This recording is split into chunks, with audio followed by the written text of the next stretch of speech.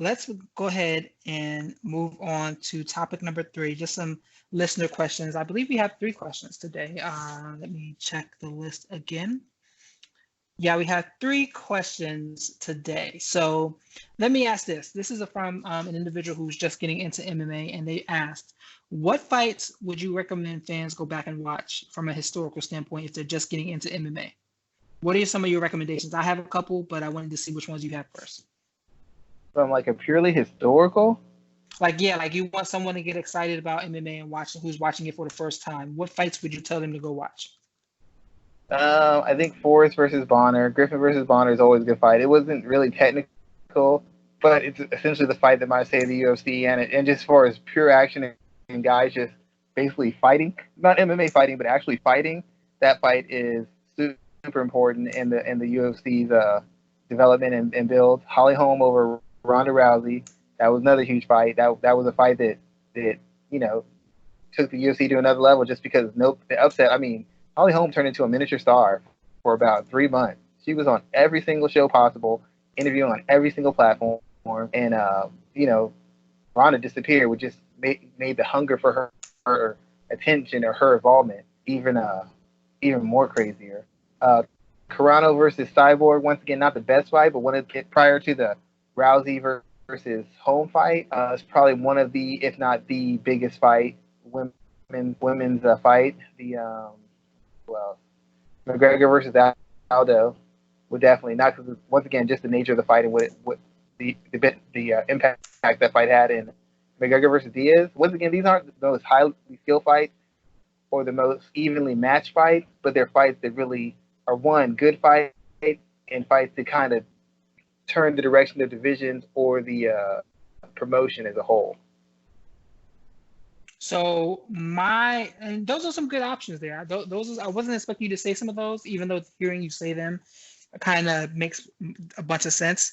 For me, the ones I thought of was definitely some older fights. I say, well, maybe I'm just showing my age, but I picked Carlos Newton versus Sakuraba. Just from a grappling standpoint, that fight still gets me excited to this day. I picked out Frankie Edgar versus Gray Maynard, the second fight, just because that was a wild one. Yep. It was a great fight. It was wild. I remember watching that on the edge of my seat. This is back when I used to train with Frankie and those guys in Jersey, so it was equally important to me back then.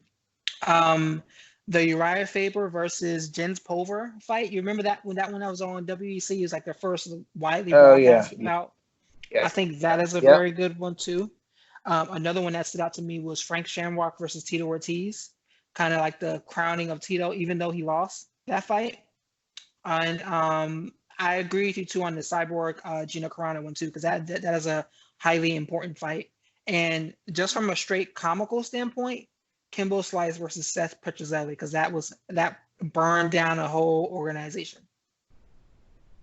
Yeah, that is true. I guess, well, if I said fights that didn't happen, Josh Barnett versus Fedor, that essentially ended Affliction.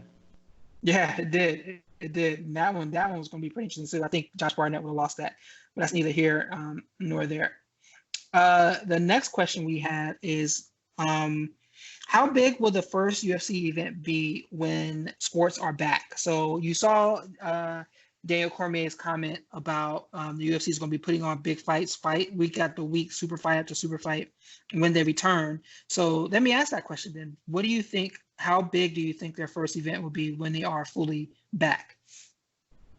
It's going to have to be big, especially if all the sports are back, because the UFC knows that as much as they're the Super Bowl of mixed martial arts, mixed martial arts, the gap between the UFC and the rest of sports is as big as the gap between UFC and Bellator. We're in the NBA playoffs be coming out, all the big moves in the NFL. The UFC is going to just put on the biggest and best shows they can to draw the most attention and piggyback off of some of the media coverage of the other two sports. And they're going to have to come with their best, because these fight night cards and UFC Raleigh and UFC Albany aren't going to cut it. They're going to have to come with fire for the first month or two minimum, because once again, as much as we like combat sports, wrestling, kickboxing, boxing, MMA, they are all niche sports. They're sports where a lot of people watch them, but very few people have competed or even trained trained in them. So that connection doesn't exist. How many people play football or even play college ball, just high school ball, middle school ball? They can relate to football and track and basketball and soccer and baseball. They've all done it on some level or another. Some did it at very high level. But I don't even know a lot of college players, but I know more former college basketball players, football players, soccer players, baseball players, golfers, lacrosse players. And I know guys who train MMA, and it's even less guys that I know who fight MMA. And I know a lot of fighters. So they're going to have to come up with straight, sexy attractments, big names, big fights. They will have to come out. Otherwise, they will get pushed to the side. Nobody's paying to see Chris Weidman versus Anthony Smith when I got LeBron in playoff mode activated. I'm not doing it. Tom Brady, if his first starts with the Bucks, or am I going to watch, I don't know, let's see, who can I think? Roxy Matafari versus rematching Valentina Shevchenko's sister. Nah, not going to cut it. No offense to Roxy, let's just be real. I mean, you're not wrong. They have to come out, and they have to come out swinging. I think they will, but I just hope it's like a quality card from top to finish, and I hope top to bottom, and I hope it's enough to get people really excited. I think it will, though. The last question we got for our listener questions today is, how are you spending your free time now that we're in quarantine status and no MMA is going on? I am writing a lot. I'm doing highlight videos for kids who play basketball. My kids and a couple other ones. I'm making highlight videos for them so they can either post them up so they can see if they can get put them on site, see if they can get scholarships, just have them for themselves.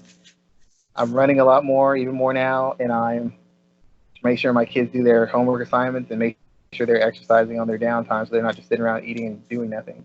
So a lot of parenting, a lot of exercising, not working right now. So just a lot of parenting, a lot of exercising, and a lot of talking about fights or basketball. Pretty much it. True. I should be doing more writing, but I'm not for MMA ratings I'm doing as much writing as I possibly can right now. I got some planning and stuff to do. I have a list of things to do during this quarantine, and I'm slowly checking them off around the house. But doing a lot of reading, reading some pretty interesting books right now, catching up on some stuff on TV, catching up on some comic books I've been meaning to read. But yeah, expect some interesting developments around this podcast. We've been talking about doing interviews. We've been talking about doing them all year, but we're really going to get these things launched probably starting next month. I have a list of people I need to contact. So we'll be doing that. And Mike's been on my butt about getting that stuff launched. So I will be getting that launched probably in April. We'll be doing a couple different things. I got a couple people myself. Yeah. Who we can get and how to get them on. Like now is really the time. So we're going to do a couple of those and I will be doing that for professional wrestling as well too. Something I'm also going to begin doing during this downtime is watching old fights, and we'll probably be talking about some of those on this show. So Schwan, keep an eye out for me a text if I tell you to watch this old fight. We'll probably be talking about it on that next podcast. You know what's funny? I just was on Twitter and I started to cut you off. I was watching the Nunes JDR fight, Durandamy fight. And everybody keeps telling me how Nunes has addressed her issues because she went 5 rounds. And I'm like, in that first round, she had her dead to rights. And she was pounding her, but she realized she was getting tired and she wouldn't be able to recover in between rounds. So she goes to grappling and basically gave Durandamy a free ride into the next round. And that second round is when Durandamy essentially lit her up because she didn't have anything. She hadn't recovered. And if she would have really sold it out for the finish, she probably would have gotten it. But she realized she was getting tired. She's like, I need to start grappling, and it almost backfired on her. And I'm just like, I don't remember seeing it the first time, but I'm like, she had her. Like, she's not defending, she's not moving. All you gotta do is pour it on for another 15 seconds. And she did not have it. She was like, nope, this ain't gonna work. Let me just hold her down and see if I can find a submission. And she couldn't find it, and it was like, oh crap. Second round, and it was like, she knew she was tired, she knew she had nothing, and Durandamy was all over her for that entire second round. It was crazy. I don't know how I missed it the first time. But it's just funny that you mentioned that because you're watching the whole fight. I'm like, dude, she was gassed. She was struggling. Sorry, it's just something I noticed. True. But I will be sending you some information about some fights to watch, and we'll probably be doing that. I'm going to be doing the same thing for professional wrestling too, going back and looking at some old matches and just talking about those on the podcast on the Let's Talk Wrestling podcast. So yeah, there's going to be a lot going on. I like to do that for fun. I used to watch two matches I used to watch the most. Bret Hart versus Kurt Hennig, King of the Ring. I used to watch that over and over and over. And then I used to watch the Harts versus the Steiners, a tag team wrestling match. I used to watch Yeah, that match so many times. both of those That are was excellent, beautiful. Just especially the Bret Hart. high level stuff. The Bret Hart Mr. Perfect match was great. I actually just recently rewatched Bret Hart versus the 1-2-3 Kid from years Oh, ago. yeah. That's another great one as well too. It's almost amazing how much great wrestling we used to just get on free television week in and week out. So thinking back to that, it's going to be fun, and I sit down and watch a lot of that stuff. But I'm going to be doing the same thing with Great old technical MMA too. wrestling. Not Yeah, the great. high flying, not just a throw through a chair, but actual on the mat reversals, pace, control, submission holds, technical, showing the skill of a pro wrestler wrestling. That we don't get that. That's very. I won't say it's rare. It's just not as common. You know, you could name off from the '80s, early '90s. You can name off tons of matches like that. Getting to late 2000s, Yeah, it's not as many so much real anymore. iffy. You're very right Real about that. iffy. First, real hot. First 2.5 minutes, amazing. The rest of the match, you're like, oh my god, just hit him with the chair and have it be over with, please. Yeah, you're very right about that. Schwan, why don't you let everybody know what you're working on, and we're gonna go ahead and close out.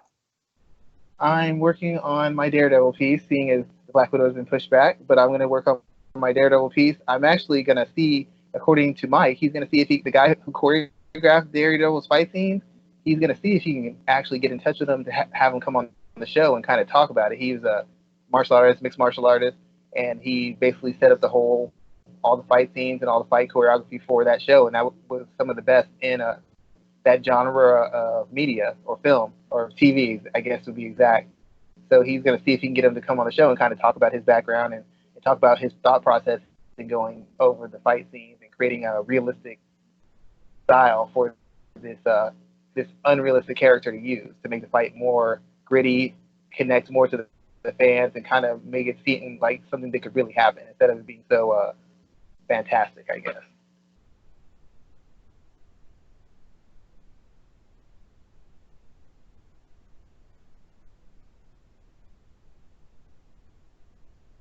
Still there? Sorry, I was on mute, but Oh, okay. yeah, I'm doing creating as much podcast content as possible. I have written content going up about pro wrestling and MMA on the other sites that I write with, but as always, come back to MMA ratings for the podcast content. And as usual, you can find us at MMA Ratings.net on Instagram and Twitter. You can go to MMAratings.net to rate the fights. Let us know how excited you are for them once they do return. You can find us on YouTube at MMA Ratings, and also you can find this podcast on multiple podcast networks such as Anchor, Spotify. I'm not sure if it's on SoundCloud, but Google Podcasts and Apple iTunes. Check us out all there. If you would like, please be sure to like and subscribe, share our content each and every week. I am at rgarcia_sports on Instagram and Twitter. Schwan is at Black Jordan Green, and we will be back next week to talk more about mixed martial arts and what's going on, or doing some retrospectives and looking back at past fights as well. So again, Schwan, thank you for being on the show with me, and we will be back next week. Yep. Thank you, sir. Have a good evening. Good night, everyone.